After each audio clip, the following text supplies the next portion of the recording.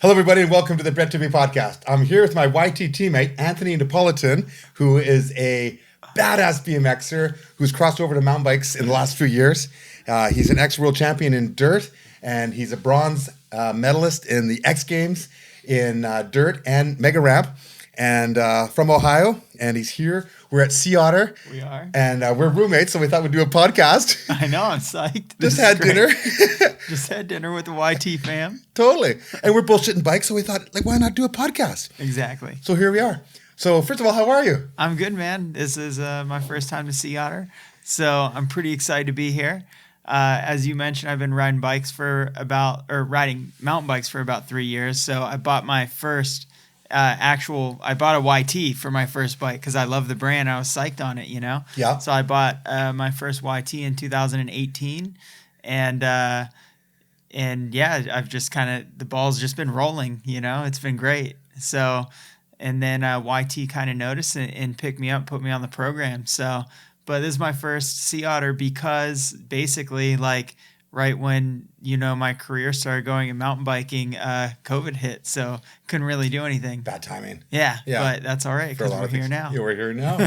That's awesome. Well, you've got some great accomplishments in BMX. You're very stylish in the air and competing against the best. But where did it all begin? You're from actually out east. You're from Ohio. I am. Yeah, I'm from Youngstown, Ohio. So I was born and raised there. I lived there till I was 19. So I graduated high school, did a semester of college, and had the chance to move to central Pennsylvania to where Woodward East is, Camp Woodward. Which is a huge, it's just jumping. A huge action sports camp, And so I took it. Yeah, so I moved out there. And how old were you? I was 19. Okay. Yeah. Wow. What was your first bike before we go any further? What was your first bike? So my very first bike, I got it when I was, I remember the Christmas that I got it, but it was a Huffy. I don't remember what model it was, but it was definitely a Huffy. It had a coaster brake, one-piece cranks, had this black and white. It was a white base colored frame, and it had black splatter paint on it. So, and then it had neon yellow bars, almost like highlighter yellow bars. Oh my So that was God. my first bike. And then after that, when I so in middle school and growing up too, I played American football. And 4 downs. Yes. And What position were you? so I was running back on offense, and then I kind of bounced around on defense. I played defensive end at some point. I played cornerbacks and safety. So I kind of bounced around a little bit. But so in middle school when I was playing football, one of the kids on the team had a BMX bike, and I always noticed after practice he would grab his bike, and all his buddies would be in the parking lot waiting for him. So they would meet up and ride kind of flatland in the parking lot, and then they would just kind of pedal away, and I was like, man, what are they doing? I'm kind of interested, Yeah. And at that point I had seen the X Games on TV and stuff, but I think something like that was just so far out of my mind. I was like, there's no way there's people in Youngstown, Ohio doing this, but they were. So I had asked him about it, and he's like, yeah, you should come over to my house this weekend. We have ramps in my parents' backyard. Cool dude. And Who was that and we dude? have dirt. His name's Frank Donady. Oh yeah. And he's like, and we Say have, hi, Frank. Hey, what up, Frank? And he's like, we've got dirt jumps down the road. I was like, no way, that's cool. So I rode my Huffy all the way across town to his house, and turns out the Huffy was not capable of the type of riding that they were doing. So Frank had 2 bikes. He had a Schwinn Hydromatic and a Schwinn Super Stock or something like that. And he's like, yeah, here, just borrow one of mine. So they had a grind ledge. So I learned double peg grinds and feeble grinds the first day, which is the double peg grind is the front and rear peg on a flat bar. And then the feeble's the rear peg and the front wheel riding on top of what you're grinding. Okay, yeah. So I learned those, and then we went down to where the dirt jumps were in the woods, and they just had 3 jumps, little jumps in a row, And so I hit the first one. I was stoked, And I was just I just fell in love with BMX at that moment, you know. I was like, this is great, you know. And then I was able to, you know, cut some grass and whatever through the summer and save up some money to buy my own Schwinn. Oh, yeah. Nice. Yeah. So, in getting to that, yeah. So my first actual real BMX bike that I could aggressively ride was a Schwinn Predator, which was a race bike, but it was tough. Yeah, but it was cool. Yeah, it was sick. And could you put like pegs to grind on a race bike? I don't think it was like a thing, but I did. You just MacGyvered it? Yeah, I mean, you could put them on because it was just axles, right? So you just take the nuts off and put a peg on and do it. But like race dropouts on like a race bike were like thinner because they wanted the bike to be lighter. So it was like easier to bend the dropouts grinding on them. And then like the axle in the rear was only a 3/8 instead of a 14. So you're more than likely to bend the axles.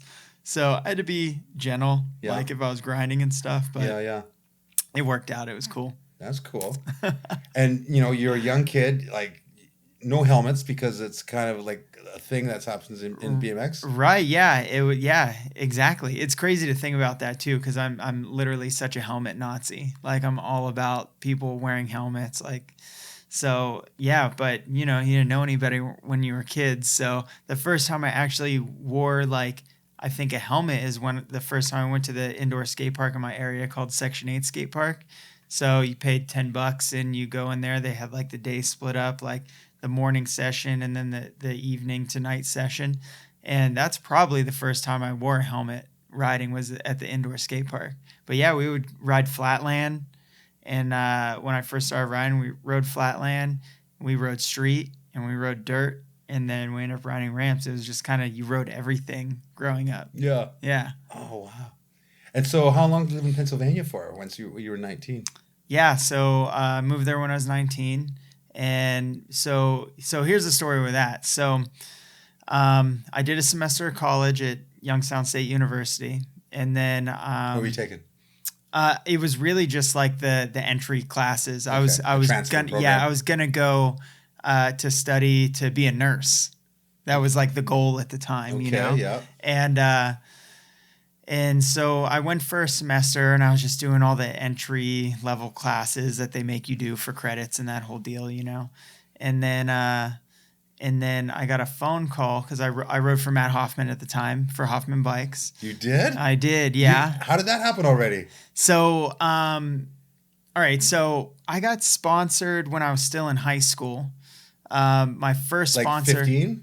Yeah, right around that age. My first sponsor was this company called Fly Bikes. They're a company out of Spain, and this is when they just became a company, and they had distribution at a place called System Cycle in Ohio, which was basically like DK Bikes. So they did DK Bikes, and then they distributed a bunch of other brands. So they were looking for riders for, you know, American team for Fly Bikes. So I had a buddy that worked for DK Bikes, and then he had a bunch of colleagues that he worked for that were in charge of like System Cycle and like finding team riders for these other brands that they carried as well. So they were like approached me and like, hey, you know, would you want to ride for Fly Bikes? And what, they just saw you jumping and went, I like that guy's style? So our skate park, Section 8 Skate Park, was one of the, I think it was in the top 5 for best skate parks in the country in Ride BMX. They did like a survey for it. And it was gnarly. It was like, I'm trying to think like how we could relate it in like mountain bike terms. So, you know, like when you're a kid and you pick up a bike, you kind of start small, right? Like start on smaller jumps or whatever. So imagine like, if you only had one line that you were like, you live in this town and you only have one line. So imagine if they were like, you go to your local skate park and it's just a line, right? And that's it. That's it. Yeah. It's just a line. Yeah. So that's all you have to ride. So the skate park that I rode was like a massive, huge ramps, you know, 8 foot tall ramps with vert on them, 6 foot tall mini ramps with like double coping, shotgun double coping like down the middle of it. And our vert wall was like 20 some feet tall or something. And the box jump that we had was at the time one of the biggest box jumps in the country. Oh my God. So it was kind of like it's survival of the fittest, you know? Do or die. Yeah, exactly. So it's like I would, you know, watch dudes ride bikes, and I'd be like, oh man, all right, so I got to learn how to do it like that, you know? And like you spend all day like imagining doing these things, and you know how it all works. It's just all the positive thinking and trying to get it going. You want to learn a trick, you have to learn it mentally first before you physically try it, right? You got to picture it. Yeah, exactly. So a lot of that going on. So what was even the beginning of the question? So how did you get sponsored by? Oh, yeah. So, sorry. So, we rode at this very progressive skate park, and pros and company owners and tours would come through all the time because the spot was so good that pros wanted to go there.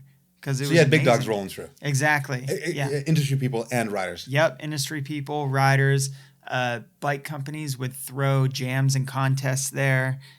Video magazines were coming in. The magazines were coming in to shoot photos. So it was like a pretty high traffic area for like Ohio, you know? Yeah. So I was able to, ride with like a lot of older people and progress and learn quicker because of that. Like I saw a lot of things that, like, you know, when you like see something in person, you're like, it's possible. Yeah. So I saw a lot of that. So it was a lot of learning just based off that and seeing the possibility and also having a good crew of people to ride with that wanted to push themselves further and further. The progression rate of that skate park was so crazy. And in that time period too, like late 90s, early 2000s, like the Midwest had an amazing indoor skate park scene. So you could go to like couple different parks in Cleveland, one in Columbus, couple in the Pittsburgh area, and they all had like really insanely dialed riders in all different kinds of riding styles too. So I've only been to Ray's out there, and that was the one I checked out. Yeah, and Ray's is awesome. Yeah, it was cool. And that still happens there today. Yeah. You know, like Reed Boggs. Yeah, he's a Ray's kid, man. Like he's out there doing the craziest backflip drops at Rampage. Yeah, you know, totally. So so I got picked up by Fly Bikes, just kind of word of mouth, like, yo, this little kid, Anthony, he's good, you know, he's got a good head on his shoulders, we should pick him up or whatever. So I was with Fly Bikes for a super long time. And then a group of pro riders from Woodward in State College, Pennsylvania came out to Section 8 one time. And one of those riders was Kevin Robinson. So Kevin just instantly saw how talented I was on a BMX bike. And I was pretty open as a kid too. Like I feel like a lot of kids these days are kind of standoffish and shy, and they don't want to like approach people and talk to people. And I was the opposite then. Like I knew who the pros were that would come, and I would go up to them and introduce myself to them, and I would just ride with them. You know what I mean? And I would just be so psyched on how they were riding, and that get me all fueled up to do stuff, you know? And Kevin noticed that, and he was like, man, this kid's pretty good. So he approached me before he left, and he's like, hey buddy, you're a really good bike rider. He's like, I want to give you my number. He's like, you can call me anytime you want, like keep in contact with me. And he's like, when you're old enough, like you can come out to Woodward and I'll take you to Woodward. I'm like, no way, that's cool. So, and you had to be 18 to go to Woodward without a parent or whatever, you know? So, I literally just stayed in contact with him for like 3 or 4 years, you know? And then, I can't remember if it was when I was in high school still or the year that I graduated, but it was somewhere in that time frame. Kevin approached me and he's like, hey man, do you want to ride for Hoffman Bikes? And I was like, what? Whoa. I was like, yeah, that would be sick. You know? Hoffman, the Condor being one of the all-time legendary greatest dirt jumpers and vert guys. Just everything. Vert, street, like innovated street, road dirt, you know what I mean? The man. Yeah, exactly.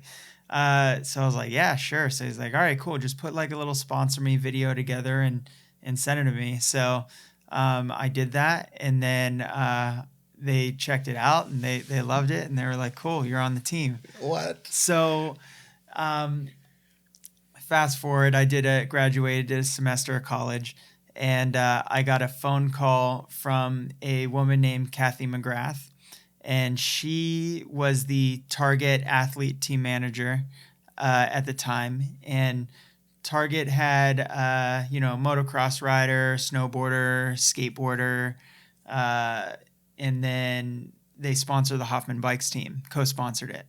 So she was like, hey, what would you think about moving out to Woodward camp for the summer and riding your bike all summer and progressing and really just hanging out with kids and giving them like Target gift cards when you see them doing cool stuff at camp. And I was like, man, that would be cool. I was like, and at the time I had a job. I was driving like big steak body trucks around with heating and air conditioning stuff into it to like job sites. Okay. So I was like, well, I think, I make like around $380 a week at my job. So I guess if like I can make the same amount of money doing this, like I'll go. And she just kind of laughed at me and was like, I think we got you covered. I was like, all right, cool. So I moved to Woodward camp in, 2005. And I did the whole summer camp out there, and I met a lot of cool people and made a bunch of friends. And rode your ass off more than ever. Rode my ass off, yeah. And passed Target gift cards out to the staff and to the campers, and it was a really, really good time. And when the summer was coming to an end, and it was the last final weeks of camp or whatever, I was like, man, I don't want to leave. This place is awesome. I want to stay here, So I talked to Gary Ream, who is the owner of one of the owners of Woodward Camp at the time, and I said, "Hey, I don't want to leave. I want to stay here and work so that I can ride through the winter and into the next summer."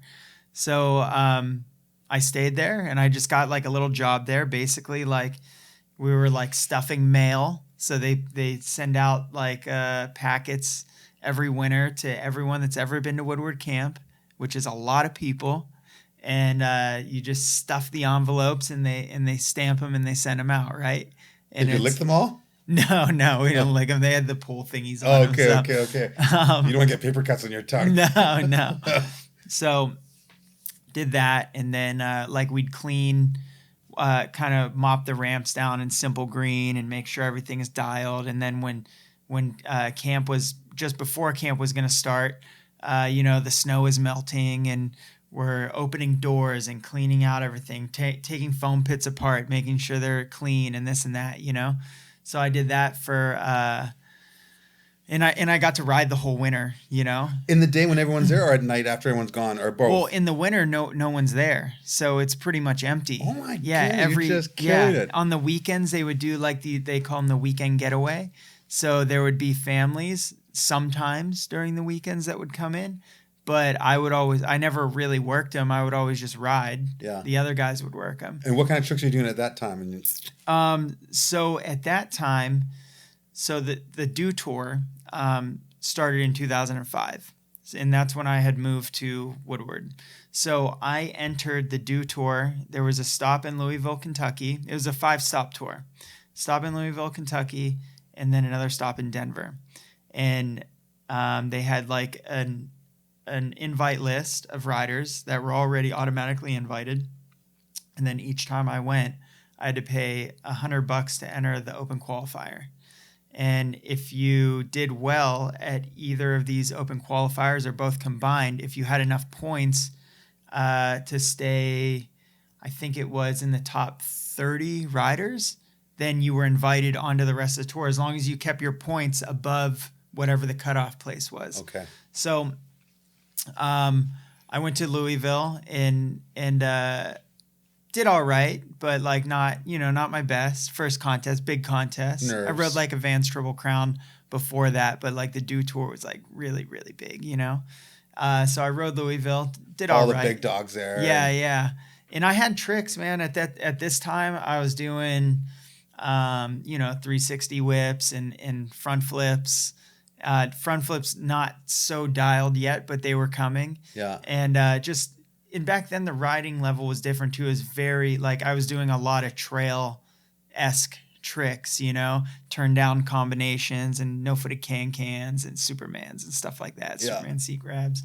And so I was like, kind of bombed Louisville out, and I was like, all right, Denver is my like time to shine, you know? So I like know what I want to do. Nail the jump, nail like the trick on the first jump, nail the trick on the second, do like a little trick on like the third, which was like a setup jump, like a long and low, you know? And then the last jump's like the banger jump. You want to have like something good on it. So I throw a front flip, I go off the lip, and I get upside down, and I just stop.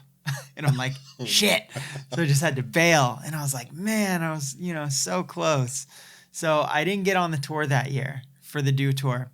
So basically, like going into the winter of that year, 2005, and had watched like all of the rest of the stops, right? So I'm like, man, these guys are doing this. I need to learn this. I need to get this dialed. You know, I was just like, in my head, I knew exactly what I needed to do. So I was doing it all winter, just in the foam pit every day, taking things from the foam pit to the resi, just like training, but having fun. I was having a blast because I was learning all these cool tricks that I wanted to learn, you know? So it really wasn't like not fun or like I was training. I was just like progressing and having a blast doing it.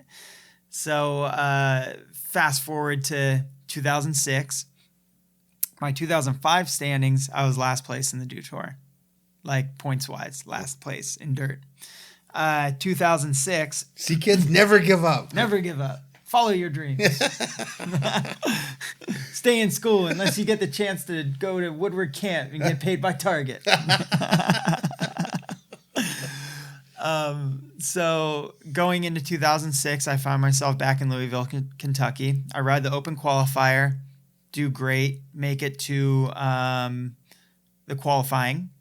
And then I ride qualifying, do great, and make it to finals. Oh boy! So I'm trying to remember if they took 10 or 12 to the finals. I can't remember because I don't know. It was a long time ago. Yeah. But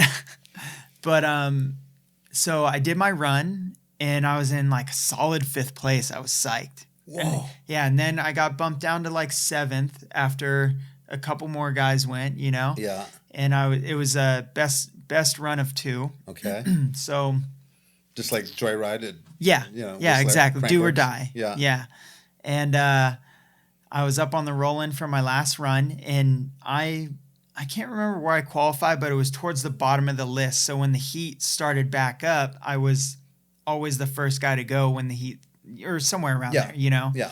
It's not like in Crankworks where you do a run and then they run the order or whatever. In the So reverse order you're of how just the finish always, is on the first run, yeah. Yeah, exactly. So you're always just in the way you qualified, no matter how good order. Yeah.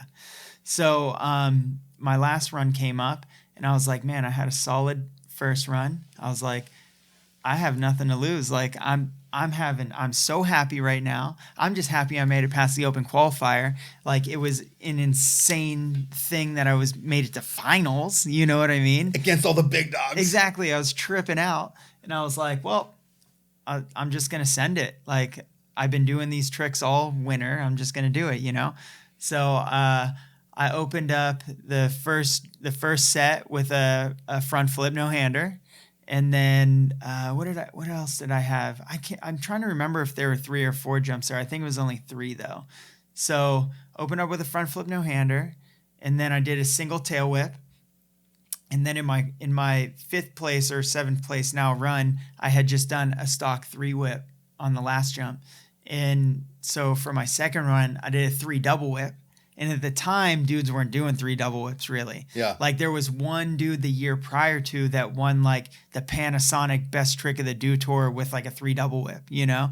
So it was, like, a big thing to be doing 3 double whips. And that dude did it on park and not in dirt, you know? So I threw 3 double whip and pulled it.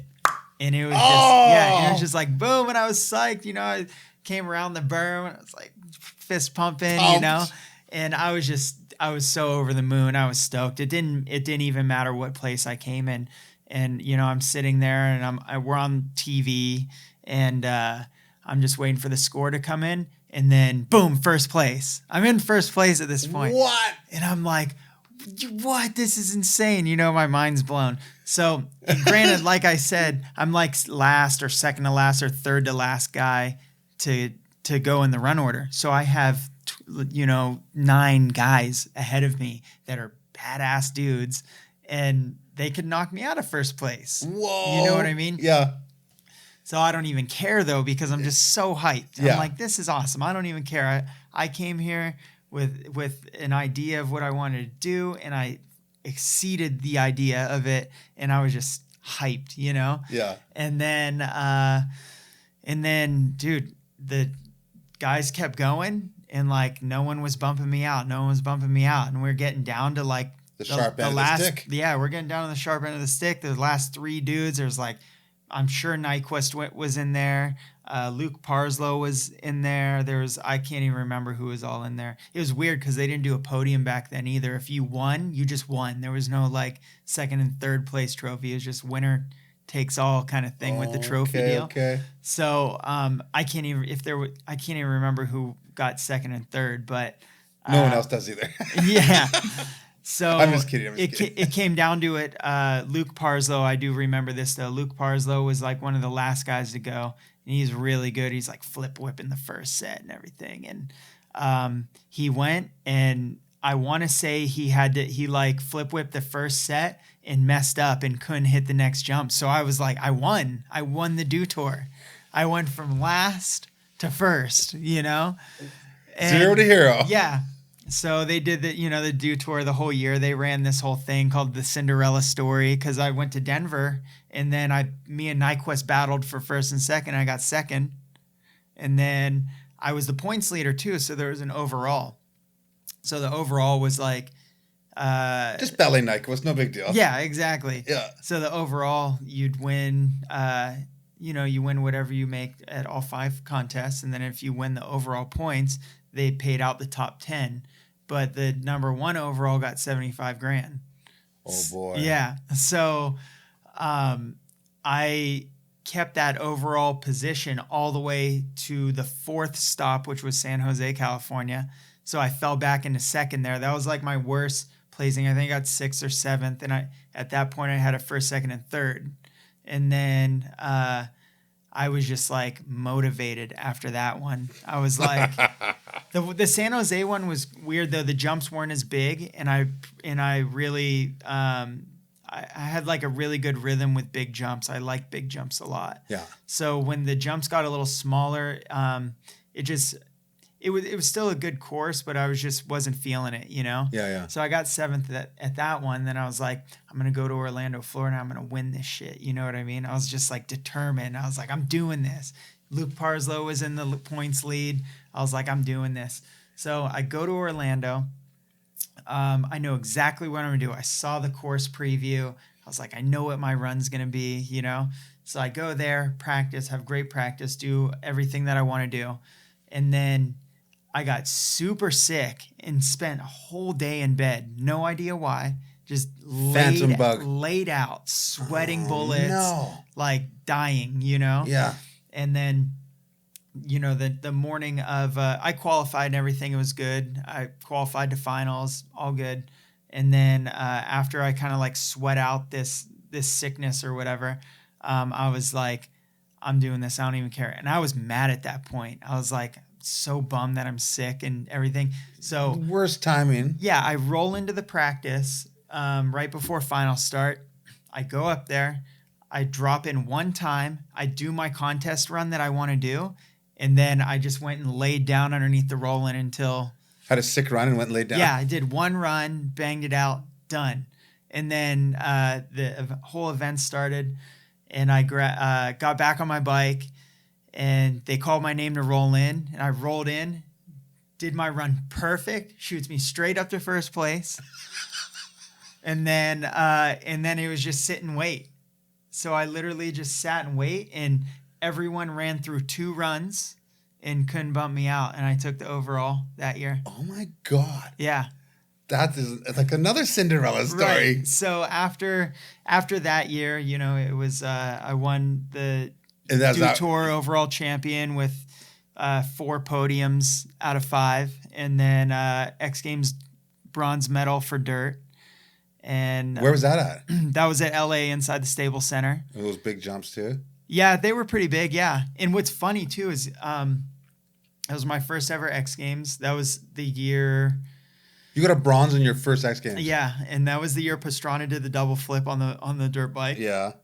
And then I was so used to riding the Do Tour because, like I said, there's no podium. It's just first place, right? Yeah. So winner takes all. Yeah. So I was like, man, like, dang, like third place or whatever. And then they're like, call my name up for a medal. I was like, oh, no way, you get a medal here. I forgot. This isn't Do Tour. This is X Games. So I'm up on the podium with Corey Bowen, who won, and Ryan Nyquist. Yeah. And that was like just so surreal, you know? Was Ryan Nyquist always a joker like he was when I met him? Always. He still is. Like the fart games and just... You know he does Fart Friday on his Instagram, right? Totally. It's the greatest. I freaking love him. He's still the same dude, man. We did some slopestyle course previews. Oh, yeah. Yeah. And oh my God, he's funny. He's amazing. I got him with a few burns right away when we first met, though. Yeah, and he was like, who are you? Yeah. It was so good. Yeah, That's the nose awesome. flick and the high five miss and everything. And like the classics. And That's so good. I bet he loved all of that. Oh, he loved it. That's so great. Oh, yeah. But yeah, so I lived in Central PA for 2000 and moved out there 2005, bought a house in 2008, and then I think I left there in 2012. Well, right before 2012. Yeah. So I rented out my house for a bit, moved back to Ohio just until the beginning of the new year for 2012.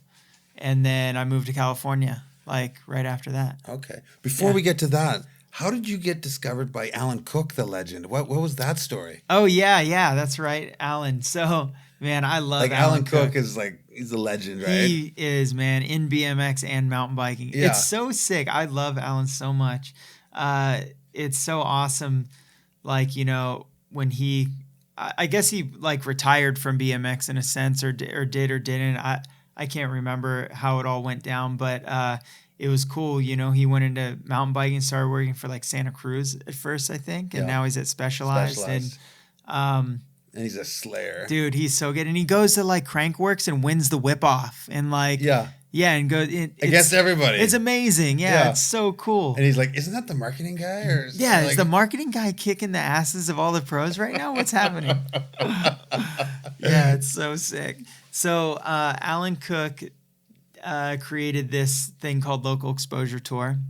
And it was basically, he came up with the idea because he came to our local skate park called Section 8 Skate Park. And him and a bunch of pros from Greenville came. I think Mira was there and Jeremy Fanberg, a couple other guys, maybe Scott Wirch or something. And he was just kind of like watching all of us locals ride. And I was, like I said, I went straight up to all those guys and introduced myself and was like stoked to ride with them all, you know, because they're childhood heroes of mine. And Allan was like, man, this kid is shredding. Like, who is this kid? Who is this guy? You know, who's this little kid on the bike that is just doing like pro level tricks right now?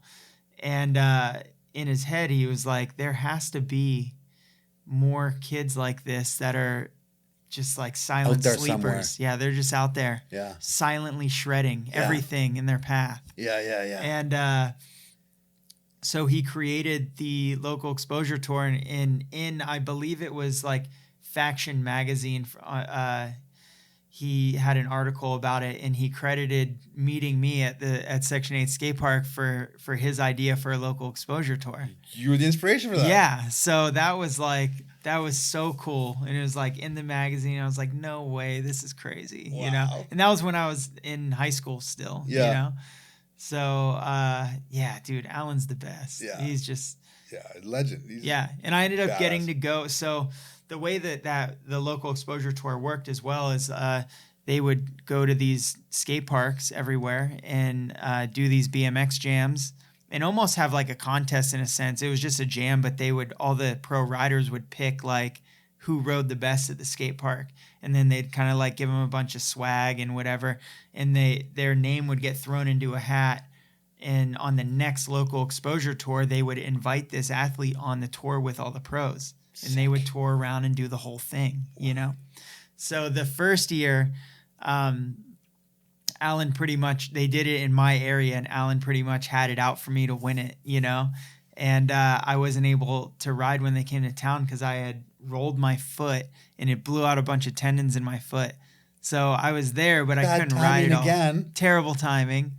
So I didn't get to go on those, but later down the road, I went on one, and it was just awesome. And this is when I was already pro. I rode for Hoffman Bikes still, Target. I think I rode for DC, and I don't know, Amp Energy or something like that. Yeah. And it was just all time. It was psyched. I was so psyched. Cool. Yeah. So going back to where you were, you moved up to California. How many years after you won your first medal at the X Games till you won your second medal at the X Games? Okay, so that's actually a cool story too. So I won my first X Games dirt bronze in 2006. In your first X Games? In my first X Games. Yeah. So in 2007, they got rid of BMX dirt in the X Games, and it didn't come back until 2013. They didn't bring it back. Yeah. Right. So basically they took dirt out, and then Mega Ramp was starting to be like a thing at X Games, right? So I think the first year that I went to X Games, they did a BMX demo on the Mega Ramp, and that was at the Home Depot Center in like just outside of LA. So fast forward to 2007, the next year, they gave an open invite to any dirt riders that wanted to attempt to ride the Mega Ramp and compete. And they held like an open qualifier, basically. And how big was the Mega Ramp? The Mega Ramp's pretty big. It's a 90-foot tall roll-in, and then there's two jump distances to option at. So there's a 50 and a 70-footer. And then the quarter pipe after it is 26 feet tall. Oh my God. And this is something that you can't ride anywhere. You can't practice that anywhere. No, you know? You just go there and do it. Yeah, and it's funny because I was just in Virgin, Utah with all the guys that showed up early to ride old Rampage sites and whatever. And you were riding with them? And I was riding with them, and I was talking to Andreu about it. And I was like, hey, man, I was like, you know, this place is pretty unique. I was like, you know, in a way, like, do you ride anything like this before you come to compete at Rampage? I was like, or is it pretty equal to like me only being able to practice Mega Ramp at X Games? At Mega Ramp. Right. Yeah. And he's like, yeah, basically. He's like, there's really nowhere that you can ride stuff like this. You know, he's like, there's similar riding to it, but like, he's like, I come to Rampage and I huck down these big drops and do these things, but like he really doesn't do them anywhere else throughout the year. There's like one-shot wonders here and there, but not complete runs like that. Right, yeah. So I was just like, holy crap, that's crazy to kind of put that into perspective for a second too, right? Yeah. So they invited us to this open qualifier, and they weren't taking very many. They only took like 2 people from it, I think. Maybe 3 max, but I think it was only 2. So I ended up riding really well. Like I said, I grew up riding Section 8, and I was able to learn how to ride vert quarters pretty well. And living at Woodward up at that point, I knew that I was going to ride the Mega Ramp, so I was riding vert with a lot of the pro vert riders that lived there at the time, you know? So, and I knew I had like big tricks that I could do on the jump. That wasn't really the issue at all. But like rolling into that ramp at X Games the first time ever, you know, and then competing and then getting that spot. Judging the speed and wondering, where am I going to get to? Yeah, exactly. So, you know, come contest time in 2007 at the X Games inside Staples Center, I was like, we had a bunch of runs, like 4 runs, maybe 4 or 5. So I did some runs, was feeling really good about it. Kind of just in the middle of the road in the placings, you know, I was psyched. My last run came up and I was like, screw it, I'm going to send it. You know, I was like, I'm doing it. Doesn't matter, whatever. So I rolled in, threw a flip double whip on the gap, caught it. And like, I could do flip double whips, but no one ever had really seen me do one before. And especially on that ramp, like there was only one other dude doing them at the time on that ramp. So I pulled the flip double whip and I was like, yes, this is sick. Went down the thing, went up the quarter pipe, did like a tail whip air at like 13 feet or something like that. And landed that and rode away. And I was just psyched. I was like, man, that's cool. I just like, it's kind of one of those like, I'm here. I'm just going to go for broke and see what happens kind of deal. And it sealed another bronze for me. Nice. Yeah. Like all those years later. Yeah. So I was like, dang, that was cool. So that's how I got my second one. Okay. It was only 1 year after my first X Games. So I just got the 2 right in a row. Wow. That's so cool. I saw on your Instagram that you rode with Ryan Williams, the crazy scooter guy. Yeah, RWilly. Also, RWilly. Yeah. Crazy Instagram if you haven't seen it. And he's amazing on the BMX as well. Good at everything, that guy. Yeah, I was going to say, he's that dude that just picks anything up and does well at it. What's he like? What's it like hanging with that guy? Oh, man, he's really rad. So I met him a super long time ago. We were all, actually it was for Asian X Games in Shanghai, China, and they did a scooter demo at that X Games, and he was one of the guys doing the demo. But we were riding this. Don't laugh. Like they're doing like crazy legit stuff. Yeah. On scooters, like insane stuff. It's pretty wild, actually. Yeah. And it's they do like ninja moves, like the scooter passes through their body and you don't know it. It's kind of crazy. Yeah. But his first impression was funny. So like, he wasn't like Ryan Williams back then, like you would see like random things of him because he was really good on a scooter. And you were like, whoa, all right, that's pretty cool, And then we were at the world's largest cement skate park in Shanghai. It's called SMP Skate Park.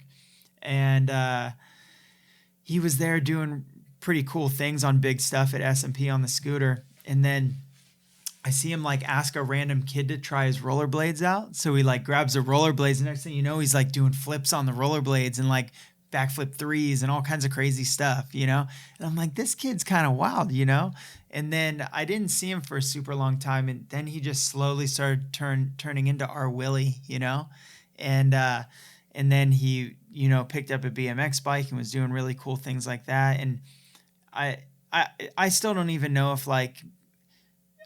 if BMX really even accepts him still. I know I do, because it's the things he does are amazing,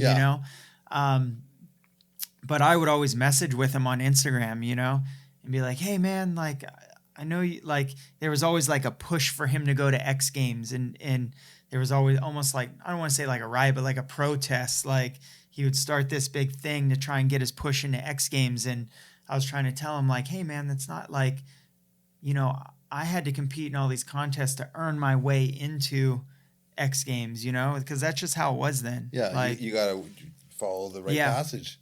But we're right steps. At this point, we're in a time where social media is starting to like take over a little bit, right? So things are kind of changing.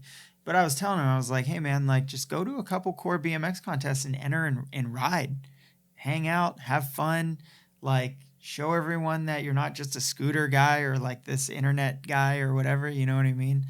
And eventually he made his way into X Games and killed it. He's just been knocking golds out every time he goes, It's awesome. And he's got a really unique style too, because he's like kind of a goofy footed rider. Yeah. So he's got like that goofy footed style that kind of works for him. And it works really great for like all these crazy cork twists and stuff that he does on the BMX bike and on the scooter. And he's just a higher energy dude. He's kind of like you, he's like, he's always stoked. I've never seen him bummed ever, and he's just super pumped. He came to my trails the other week and he was really nervous. And I was like, dude, just follow me through, do XYZ on these jumps. I was like, you'll be fine. And he made it through second run.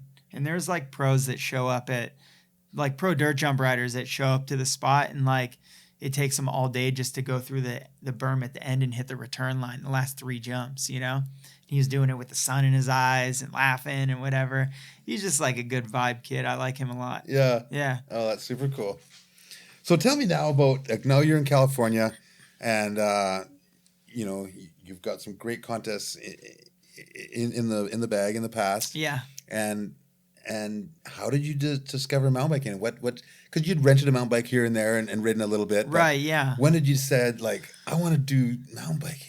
Yeah, so through traveling in different events, like I've been to Whistler a bunch, been to Queenstown, New Zealand a bunch. Every time, You did elevation in Whistler, right? Elevation, yeah, big jumps. Yep, exactly. Downhill style though. Yeah, big downhill dirt jumps, which I love. That's my jam, you know. So I would go to those places, and we would rent bikes and go ride the mountain, here and there. So I've always kind of dabbled into it a bit. But I think I told you before, like, even back then, the bikes scared me. They were, like, kind of sketchy. The technology really wasn't there yet. I think most of the bikes were, like, not that it made any difference back then, but, like, the bikes were aluminum and they were pretty heavy and, like, just kind of clanking around. You said they were noisy and it freaked you out. Super noisy and it freaked me out. Because your BMX is tight and, right, like, yeah, solid. It doesn't make any noise. Yeah. Like, so just all the chattering and stuff was like freaked me out. I just thought the bike was always falling apart. You know what I mean? And then all these parts. Yeah, exactly. There's all these moving components and cables and things that are happening. And I'm dude, this is crazy. But we'd go and have fun on the mountain bike. So, later on down the line, really is what it was. So my brother had finished up a big video project that he moved to California for, and he worked on that. It's called the Market DVD. It was like a denim company that Dennis Anderson started, and so he's like, after he finished the project, he packed his things up and moved from San Diego back to Central Pennsylvania, because he's gonna start a family with his girlfriend and get married and have kids, which he did, and he's killing it right now, And so when he moved back, he was like, his knees bothered him and stuff, so he went and got him checked out, and turns out he didn't have ACLs in either knee. So he got like the double ACL knee surgery, and then just got like, they have you back on your feet pretty quick after those now. So he's, walking around doing his thing. So he started riding road bikes to kind of strengthen everything and get back on a bike. And then, once he got back on BMX, he started riding dirt jumpers more, because my brother's a pretty tall dude. He's like 6'2". He's way taller than I am. And he got into riding mountain bikes. So he's got like some really cool zones in State College where he lives. They're like kind of like very cross country style, but like really sharp rock, shaly stuff. Like some of the trails don't even have dirt on them, kind of deal. So I would always go visit him a couple times a year, and I would just rent a bike from his local shop and we would go cruise. And then it really set into me at the first Black Sage Fest series at the Oregon bike park, and Graham Aggie had his bike at the time, and everyone was kind of riding. They did their jam or whatever, and I was just like very curious. I was like, I want to, I've never rode a downhill bike before at that point, because everything we rented in Whistler, and that was like like enduro or you're trail like bikes. A young kid that talked to the pros, and you're like that older guy. Yeah, older guy, but middle-aged guy, same age guy, talking to the guys. Right, as well. Yeah, exactly. So I hop on Graham's bike and just start hitting the jumps. It was me and Christian Regal, who's another BMX rider that's a fantastic mountain bike rider now. And I think Christian and I both just kind of fell in love with it. Like, I remember when we were done riding the session, everyone's starting to party or whatever. We were both looked at each other and we're like, yeah, totally going home and getting a bike, Tasted the Kool-Aid. Yeah, exactly. So, and I'm trying to remember, like, that might have been, I'm trying to remember when that Fest series was. That might have been like 2000 and, man, I can't remember. It was a while ago though, because I didn't buy my first bike until 2018. So it's probably 17, I would guess, that Fest series. Yeah. So, I ended up having a friend that worked at YT, and I got a really good price on a bike, and I just started pedaling. Like, where you get a dirt jumper, or did you get a trail bike, or? So actually, Allan Cooke sent me a dirt jumper, part pieces of a dirt jumper, like all the important ones that I needed. Yeah. And then I kind of built it up. So I ended up getting a bunch of stuff from Didi, got some stuff from Profile, built wheels up, and kind of got the whole thing running. Allan had sent me like the frame and the brakes and the fork, just to like kind of get me set up, which was awesome because I knew nothing about anything with bleeding brakes or like suspension and air inside of forks. And all these oil. parts, man. Right, exactly. So I had the dirt jumper, and I had a lot of fun with the dirt jumper, but the geometry is so close to a BMX bike that it makes me feel really weird going back to the BMX bike. Yeah. So that's when I ended up getting a YT and started riding that because I noticed I could ride a trail bike in the morning or whatever, and then I could go ride BMX in the evening, and my body would never know that I rode a different bike that wasn't my BMX. It was different enough. It was so different enough that it didn't phase me at all. I could get on the trail bike and 5 minutes later get on the BMX bike, and it never mattered. This is mountain biking. This is BMX. Exactly. So I was like, man, this is awesome because I always wanted to ride more mountain bikes, but that was what always freaked me out was that it was going to mess me up on my BMX bike, and it was just going to be like me battling this struggle the whole time, you know? But it wasn't like that with the trail bike. So I got my Jeffsy, and then I knew a bunch of dudes that all worked in like the kind of mountain bike industry, like at Oakley and YT and Fox, a couple other brands or whatever. I just started doing weekend rides with them. And then the weekend rides turned into weekdays and weekend rides, and it just constantly started progressing, you know? So with all that, I was just hooked on mountain bikes, you know? And I started like shooting photos and taking videos, and I would just post them to my Instagram here and there.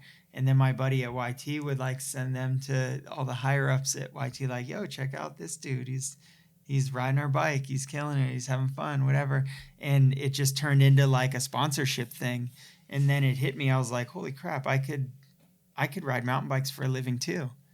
And it just kind of snowballed. And now we're here. You know that Ryan Nyquist went on and competed at Joyride. Oh, absolutely. And he got third. Yeah. You know, he didn't do it right away, but he he did the tour and did a bunch of the contests. Yeah. And he rocked it. Yeah.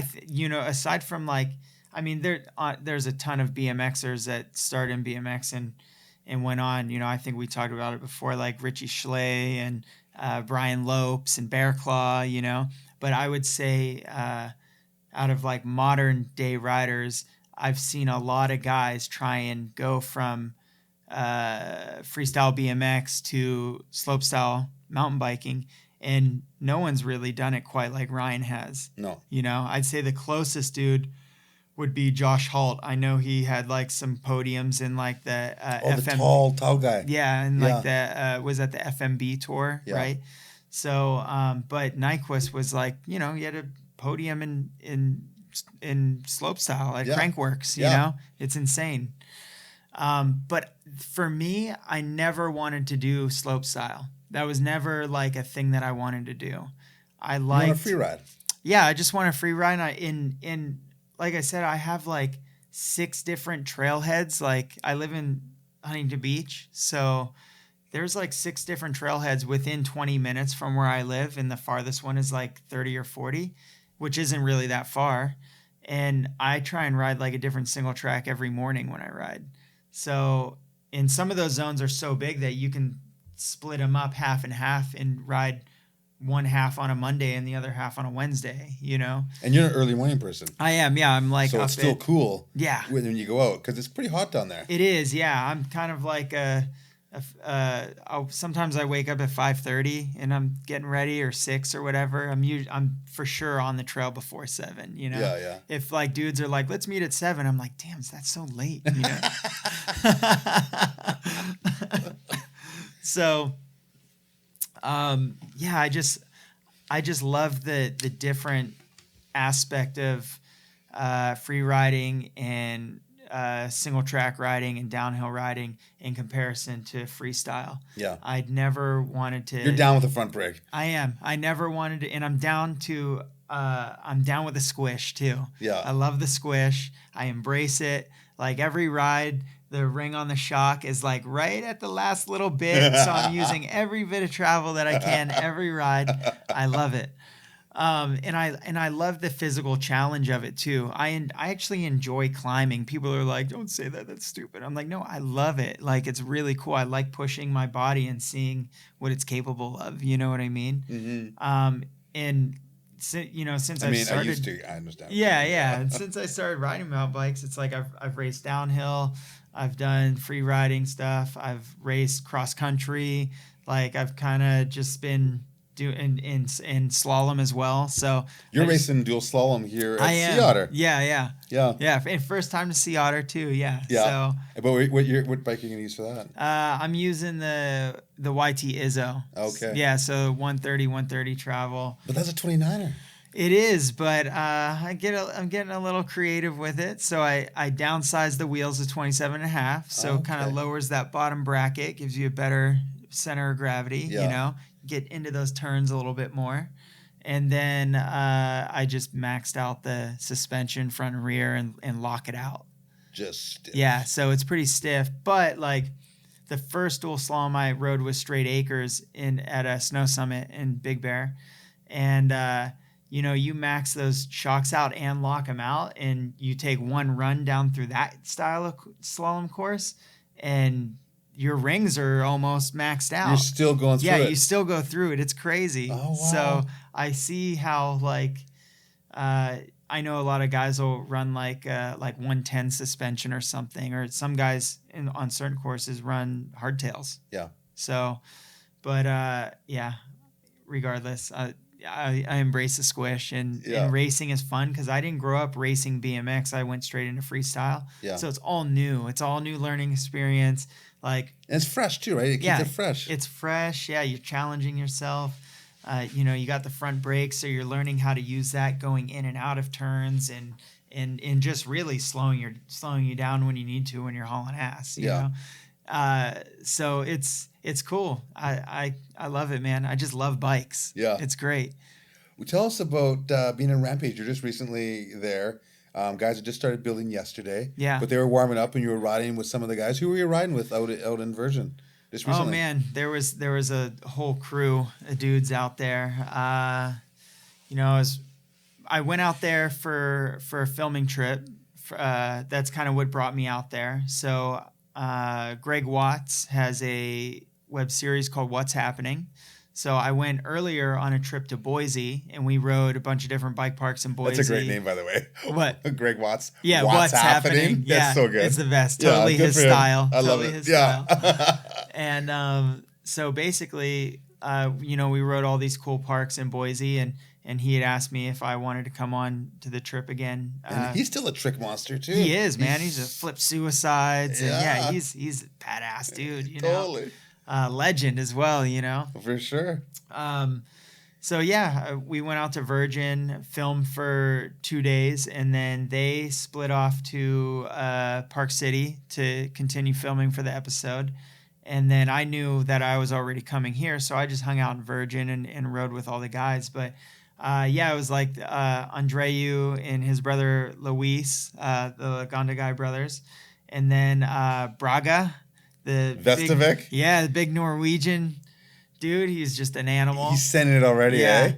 Yeah. And then, they got the local guys out there. So it's like Reed Boggs, Ethan Nell, DJ Brandt, Peter Jameson lives out there, Tyler McCall.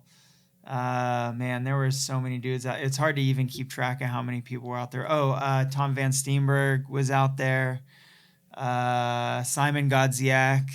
Yeah, there were a bunch of dudes out there. And there was the whole French crew that's out there, like shredding. So it was awesome, man. That was a blast because it was. And you're on the big bike. You're on the 2S. Yep. Yeah, I'm on my downhill bike on the 2S, and for this year. That's my third time out to Virgin, and I went my very first time in March. So every time I go out there, I am challenging myself with progression. The first time I went out, it was like really just a jumping trip. Like we went out there and found all the jumps on the bottom. Yeah, and we're just riding the jumps. Yeah, some of them were like, there's like the Bazette spot, which is kind of like a warm-up spot. So we warmed up there and then just kind of ventured around and found all the different stuff and rode some of the bottom stuff of Rampage where all the jumps are. And then the second trip I went out there, I was like passing through and I stayed with Reed Boggs for a couple days. And he was like doing this filming thing. He's like, yeah, man, come hang out, come ride with me. We'll ride some fun stuff. I'm like, sick, this is going to be awesome, And next thing I know, we're hiking up like these gnarly ridges. And I'm like, what am I doing? Like, yeah, this is getting real. Yeah, I'm like, man, I've never like hiked with my bike up a ridge before, So I'm like looking at them, how to throw the bike over the shoulders. And I'm like walking up stuff. And I'm like using it as like the crutch. Walker. Yeah, the walker. And I get to the top of these ridges and I'm like, what the fuck am I doing up here, man? Like, what am I doing? This is crazy. My palms are sweating. Like, I don't even ride with gloves when I ride my BMX bike. My hands really don't sweat. So I'm on this ridge and I have gloves on and my hands are sweating. And I'm like, what the hell's going on? But I'm like, he looks back and he's like, all right, let's do it. I'm like, no better time than now. So That's just right. drop in and I'm learning that like these things that I'm really nervous to do on the mountain bike, I'm fully capable of them. Like it's just trusting myself and going down that new path and doing it, And like I said, every time I go to Virgin, I'm trying to test myself. So this trip, like I was following guys into lines that I haven't ridden before and doing some of the smaller drops, step down drops, Which are still huge. Right, Like a small Rampage which are still drop big. is huge. Yeah, exactly. Which are still in the big. real world. They still give you that like roller coaster, your stomach's coming up to your eyeballs feeling. Yeah. And I actually wanted to test myself doing some of the double drops where you kind of, it's usually like a steep one and then you're on the brakes and it flattens out and then it does like a step down. Yeah. But I told myself like the first time I went out there, I was like, respect the desert, respect this area, because if you don't, it's gonna spank you, slap you down. You're gonna be done. Yeah. So I will have plenty more trips out to Virgin, and I've always been like a take it one jump at a time kind of guy. I never show up to like a BMX trail spot and try and be the hero and like make it through first run. You know what I mean? Like I would rather be in control and hit one jump at a time. I mean, there's times where I've showed up and the jumps are just perfect and you just lace it through. You know what I mean? But there's those spots that you show up to and you're like, man, these are gnarly. Yeah. Like, all right, I'm a little nervous. I'm going to take it a couple jumps at a time and see how it goes. Yeah. So that's what I do when I go out to the Rampage sites and ride in Virgin. That's cool. Yeah. So it's time for the ride wrap crash of your life story. Quickly tell us. A crash of my life story? The best crash of your life. Oh, man. Okay. This is a ride wrap feature. We're sponsored by Ride Wrap. All right, perfect. And it's protective film for your bike and whatnot. So we always have a special feature. What was the gnarliest one you had? So, all right, I've got a good one. I mean, obviously, no crash is a fun story, but I was in Shanghai, China, and I was at the world's largest skate park that we talk about called SMP. So they have a full pipe there. And it's pretty long. It's super long. I don't know. It's probably 70-foot long full pipe. And then on the end, it's capped. They call it a capsule. It's like the end of a pill, Yeah. So concave. Right, concave. Yep, you can go all over it. And I want to say the diameter of that full pipe is in the 20 range. It's really big. It's massive. Super big. Yeah. It's at the world's largest skate park. So everything there is like over exaggerated. Okay. Like the bowls, the deep bowls there are like 16 feet tall. They're huge. It's insane. So I was doing this line where you kind of roll into this like little 2 or 3 foot tall shallow end. And then the pipe goes down and then it drops down significantly, like super deep. And then it takes a hard right and then you're in the full pipe. And I was doing this carve where I would come through, I'd rip this bowl corner from the shallow end and carve down across and back across again and then loop the whole full pipe. So it was like me and a couple buddies were doing it. And it's kind of, when you loop like a full pipe or a capsule, you kind of have like a dominant way that you go. Yeah. So then we were like, oh, well, let's do it the other way. Let's loop it the other way. So we started looping it the other way. Oppo loops. Yeah, Oppo loops, you know. So, we're doing it, whatever. It's super fun. A couple of the guys leave, and then I'm just there with my buddy Zach Warden, who is a multi-time X Games mega ramp medalist, inventor of the backflip, bike flip, and bike flip, backflip to tail whip, which is just a yarn ball of madness, basically. Yeah, sounds like it. Yeah. So he's a madman. He's a madman, yeah. So I was like, hey, man, it was our last day there. I was like, hey, man, can you film me doing some runs through the full pipe or whatever? Cool. So I filmed the one that I was doing, the other one I was doing. It's like, all right, I'm going to try and like carve there's like a doorway that was in there. So it's just like an open spot. And if you go through it, it goes to another full pipe that's like really small and tight. It's kind of weird. And it pops you out into this other deep bowl. So I was like, I'm going to carve over the door and then carve the thing the other way and whatever. I was like, just, film this or whatever. So I go in, drop in with so much speed, carve over the doorway, but I carve over just too high on the oververt. So I'm going my opposite direction and I hit the oververt and my bike pops off the oververt. So now I'm just like sailing through the air. Yeah. Going very fast with a ton of energy and like a forward trajectory, it's not like I'm falling out of the sky. I'm just going super long, like kind of not even out of control, but like my arms and legs are locked up because I'm in one of those nosedives. Yeah. You know what I mean? Yeah. So my front wheel hits the bottom of the full pipe, like a little bit of transition, hits the bottom of the full pipe, and my hands instantly just blow off the handlebars and both palms hit the ground. So yeah, it's this one. So my left wrist or my left hand hits the ground and I feel it give out. I feel it give out as soon as it hits. When you ever hit the ground, you're like, like the bracing's going to be there and then it just goes away and you're like, something bad's happening right now, right? So I get up off the ground, I look at my hand and it's like just out of place. It's like going this way. And I was like, oh my God. And I was looking at it and I was like, I think it's just dislocated, it doesn't look like it's broke. It just looks like it's dislocated. Over there. Yeah. So Zach Warden's down in the bowl with me and I'm like, I have my hands interlocked like this. And then I'm standing up and I put them in between my knees and I squeeze my legs together and I'm trying to decompress the wrist and pop it back into place, but it won't go. It's just lodged into place like that. So I'm like telling my buddy Zach, I'm like, dude, you got to try and help me with this. I'm like, grab these two fingers, super hard, pull on them, and I'm going to try and like just push it back in manually, Can't get it back in manually. So I'm like, fuck, man, we got to do something. So get all my stuff out of the bowl. There's one dude there. He was from somewhere in Europe. I can't remember. I think it was Spain, but he moved to China and learned the language and everything. And he spoke English as well.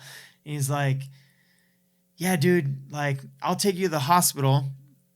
So I gave my bike to Zach Warden and then I jump on the back of this dude's Vespa and he Vespas me all the way to the hospital. And then Zach Warden gets back to the hotel and tells the event organizer for X, and he's like, yo, Anthony wrecked and he's at this hospital. So she meets me there. And I'm in a Chinese hospital at this point, which really was a great experience, but also kind of crazy and gnarly at the same time. So they get me in there super fast, take me in the back room. At this point, like my wrist is so dislocated that it's going this way, that these three fingers are curled up like that because it's like stretching the tendons out, and they're just like kind of looks like that, So they take x-rays and they're like, oh yeah, you dislocated, but you also broke your capitate, which is like in the middle of your wrist here. It's what your wrist pivots on, right? Yeah. It's like right in the middle. And then you broke the scaphoid too, which is like the common one that people break when they put their hands out. And they were like, but and I guess the Chinese are really great with bones too. So they're like, but when you broke this capitate, and both bones were in half. So they're like, when you broke this capitate, when your wrist dislocated, the bone flipped upside down. One of the halves flipped the other way. I was like, man, come on, this is ridiculous. So they're like, we're gonna put it back in for you. And they were like talking about doing surgery. And I was like, I'm going home tomorrow. I'll get surgery at home. I'm already like texting with my orthopedic surgeon, like in the room in the hospital, you know?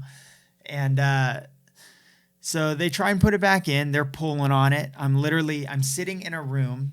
It's like, just imagine like this hotel room, but with nothing in it except for a wooden bench that is, you know, sitting height off the ground. No back. It's just a bench in the wall, right? And the bench goes 3/4 of the way around the room.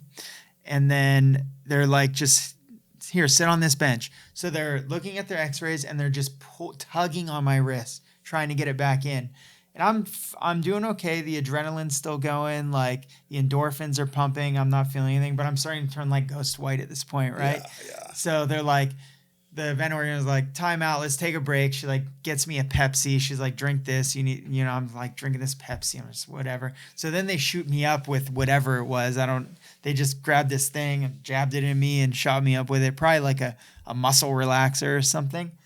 And they're like, all right, we're going to like shackle you to the wall. So I look at the wall and there's like a belt, you know, like attached to the wall. So they shackle me into the wall like this. And I'm looking at the wall and there's like blood spatter, like all over the walls. And Marquis de Sade. Yeah. And I'm like, what is happening right now? You know? So they have my arm. I'm sitting on this bench back against the wall. I'll show this side so you guys can see it, but they have my arm strapped to the wall and they're just pulling on it. And they're pulling on it for like 5 minutes and finally they get it to go back into place. And I'm just like, good Lord. So they throw me in a cast. I didn't sleep at all. And then I got on a plane the next morning, didn't sleep at all on the flight home. So now I'm just like in pain. Sleep deprived. Yeah. I land back in LA. I go home, get like somewhat of a decent sleep, but really not that great. I go straight to the surgeon because I already had like sent him the x-rays and everything. He's like ready. He's like, cool. You land on Sunday. We got you in on Monday, you know? So I go in there, get on the table, and he's like, so you want to stay up for the surgery? And I'm like, dude, I'm so tired. Like you have no idea how much I'm looking forward to being knocked out and just wake up at some point, you know? Yeah, but think everything fixed. Yeah. So he's like, I'm going to put you out and then we'll prep you and get you all set up. And then I'll bring you out and just ask you how you feel. And I was like, whatever, man. Like, that's fine. So they put me out. And I love trying to fight anesthesia too. Like see how long you last, you know? Yeah, you never win. It's amazing. It'll be different this time. Yeah, exactly. So, and then they wake me up. So they wake me up and I'm like, is it over? And they're like, no, we haven't even started. And I was like, what? Oh, man. They're like, yeah, what do you think? You want to go back to sleep or you want to stay up for the surgery? And I was like, you know what? I'm feeling pretty good right now. I was like, I'm going to stay up for the surgery. So I stayed up for the surgery. They're like, all right, sick. They're like all excited, you know? So they pull the tarp up or the curtain up and they prep everything. And they have my hand on this like platform that's angled like this. So they show me it. They're like, cool, this is your hand. I'm like, sick, awesome. Close the curtain, cut me open, pull just the skin with the forceps thingies apart. And they're like, cool, this is your hand, like open up. And I can see like all the crossing ligaments. Terminator style. And tendons. Yeah, it's really crazy looking. And it's like, you see the blood and like white stuff and whatever. And I'm like, awesome. That's really cool too. You know, curtain back up. So then when they go in for the capitate, because the capitate is right on the middle on top, like I said. And it's buried underneath cartilage. There's no ligaments or anything that attach it though. It's just encased in cartilage. So they have to pull all that stuff aside to get to it. So they pull it all aside and it all clips in with like the forcep thingies, and they pull the curtain. They're like, yeah, so this is it. And it's just darkness. It's like a dark door. Like it's Inside open. your hand. It's open and it's just pure darkness. And I'm like, wow, that's insane, right? Whoa. I'm like, whoa, it's so great. So they put the thing back up. They pop the bone out in 2 pieces, and they pull the curtain down. They're like, yeah, this is it. And they're like showing me, like, yeah, it was sitting like this. But no, they're just playing with my wrist bones, like showing me. In front like, of your face. Yeah, they're like, yeah, check this out. I'm like, man, that's really cool. Awesome. So they screwed that thing back together, popped it back in there. Go ahead and make it. Yep, right in there. And then they closed it up, kind of showed me, stitched it, whatever, then flipped it and did the other one, and just kind of took me through the whole process. And yeah, so it was like one extreme to the other, from wrecking to having surgery. And yeah, that was crazy. And that one was good for a while. And then the screws that I had holding those bones together started to back out.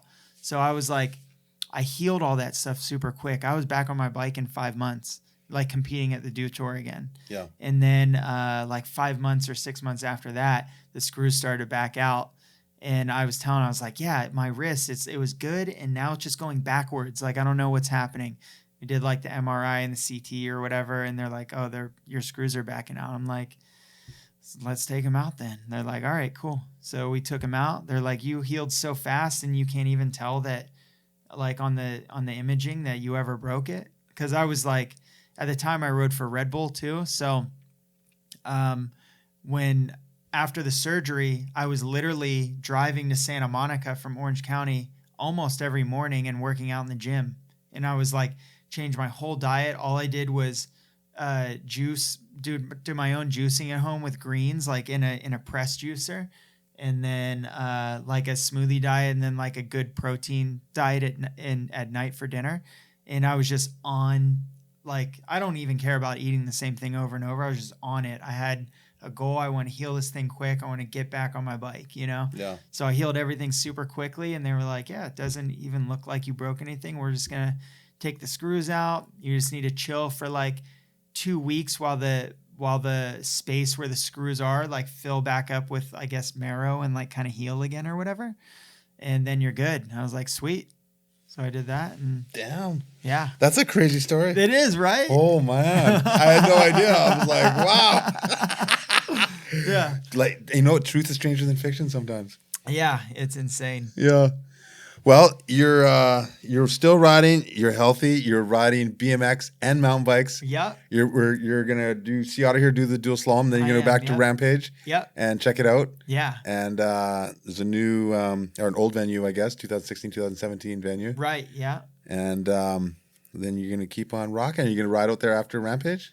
So I have a handful of friends meet me out there. So we're gonna do the whole camping thing, and yeah, we're gonna ride and hang out and do whatever and watch the event and just really have a good time. So that's cool. Yeah, I'm psyched. I'm really excited, especially because like the group of friends that are meeting me out there is the same group of friends that took me out there for the first time. Yeah. So I'm excited to share some of the new ridge hikes and stuff that I've been doing, that because they haven't been there since March and they only did like the jumping stuff when we were there. Yeah. So I'm excited to like take them up some ridges. Have their next progression. Yeah, exactly. And kind of be like, hey, this is where we're at. Let's go. Yeah, yeah. Oh, that's cool. You remember that one? Remember this one? All right. Take it slow. Go at your own pace. Look before you leap. Right? It's all that look before you leap. Yep, exactly. Yeah, and look where you want to go. It's funny. I always film like GoPro stuff when I'm in Virgin. And those things are so smooth that like it almost looks like I'm coming to a complete stop on some of the features, where I'm just like, I get down and I get to it, I'm like, and I'm looking before I leap, and I'm like, oh good, okay, roll down. But it's like, damn, it kind of looks stupid posting them sometimes because it literally looks like I come to a complete stop. Maybe I put my feet down and dance around a little. I don't know. You'd never know because the GoPro is too smooth, So I need to fix that. I need to like regress the upgrade to like a 1 so that it looks really crazy, right? It's hard to make things look as crazy as they are. Right. Yeah, you know what I mean? Yeah, nothing in Virgin is what you think it is. Like TV, photos, videos, nothing gives that place the true justice. Picture of being there. Right, yeah. Like those drops that those guys are doing are insane. Like they're just base jumps at this point. Those dudes are base jumping with bikes and no parachute. You know. I can't wait to watch. Me either. It's gonna be spectacular. Dude, well, it's been great talking to you. No, I'm psyched. Thanks for having me. Dude, yeah, it's like you've got this great energy and, you know, you've had an amazing history and, you know, you're transferring that energy and you know, bike riding skills into mountain bikes, and you have for a while now, and you're loving it. YT's loving it. Your Instagram's awesome. Check him out. Yeah, it's thanks. Tony Napa. Anthony Napo. Anthony Napo. Anthony Napo. Yeah. At Anthony Napo. To New York Napo. Yeah. Tony. Why is there so many Italians in North America named Tony? Because when they came over from the old country, stamped from their forehead to New York. Which leads me to a ritual we have here on the Bridge V podcast. You got to have a dad joke. I do. I have a couple actually. Let's see here. Okay. So I love it. I'll read you the first one. Okay. Let's see what you got. It's pretty dad. I mean, they're both dad jokey, but the other two. The cheesier, the better. That's what we want here on the Bridge V podcast. The other two are the bangers, so I'll save them for last. Okay. This is the warm up. Yeah. Okay. I needed an 8-character long password, so I decided on Snow White and the Seven Dwarves. 8 characters. There's 8 characters for you. Not bad. All right, let's see which one I want to do. Richie Slay got rear-ended in his Porsche, and he got out and looked at the damage, and he said to the other driver, "I'm not happy." And the other one said, "Well, which dwarf are you then?" That's amazing. All right, here's the second one. Okay. I wouldn't say my house had the best ceiling in the world, but it's definitely up there. Nice. My neighbor started building sailboats in his garage. Sails are going through the roof. I might have used that one before, but it fit the situation. All right, here's the banger, I think. Okay. This was, at least I thought this was the banger. Yeah. Someone stole all my lamps. You think I'd be upset, but I'm actually delighted. Nice. Well, thanks for illuminating it with that. Yeah. Us with that. Oh, amazing. Great. Nice work. Way to step up to the bat. Thank you. No problem. I knew after spending, 2 days with you already, I knew that I had to bring some heat. Yeah. So I did my research. And a 3-pack, just like a good set of dirt jumps. Exactly. With the banger at the end. Yeah. 3 double it. I love it. Thanks for coming on the show, man. Thank you for having me. Anthony Napolitan, right here. Ow!